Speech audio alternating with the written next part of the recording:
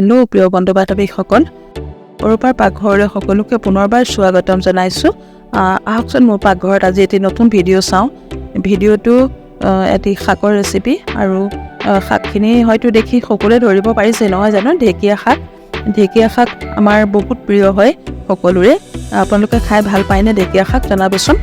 প্ৰথমে মই ঢেকীয়া শাকখিনি ধুই ধুনীয়াকৈ কাটি ল'লোঁ নৰ্মেলি ঢেকীয়া ভজাৰ দৰে।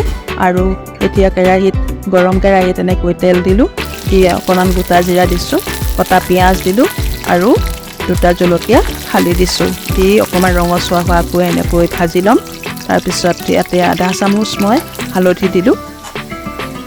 হালধি দি মই কাটি থোৱা ঢেকীয়াখিনি এয়া চাওক দি দিলোঁ। নৰ্মেলি আমি তেনেকৈ ঢেকীয়া ভাজিবলৈ কাটি লওঁ, তেনেকৈ কাটি ল'লেই হ'ল। তাৰপিছত ইয়াতে মই জোখ অনুপাতে সোৱাদ অনুসাৰে নিমখ দিলোঁ, দি অকণমান ভাজিম। ঢাকন মাৰি মাৰি মই ঢেকীয়াখিনি সিজালৈকে ভাজিম।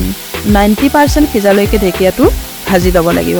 প্ৰিয় বন্ধু বান্ধৱীসকল, মোৰ ভিডিঅ'সমূহ চাই যদি ভাল পায় এটা লাইক, কমেণ্ট আৰু শ্বেয়াৰ কৰিব আৰু মোৰ পেজটো ফ'ল' কৰি দিব।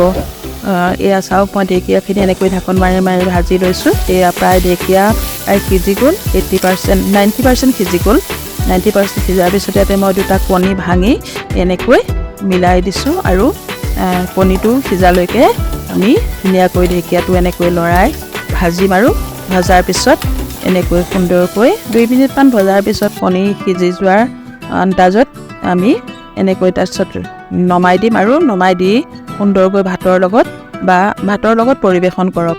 আৰু সম্পূৰ্ণকৈ মোৰ ভিডিঅ'টো চোৱাৰ বাবে আপোনালোকক সকলোকে পুনৰবাৰ ধন্যবাদ জনালোঁ।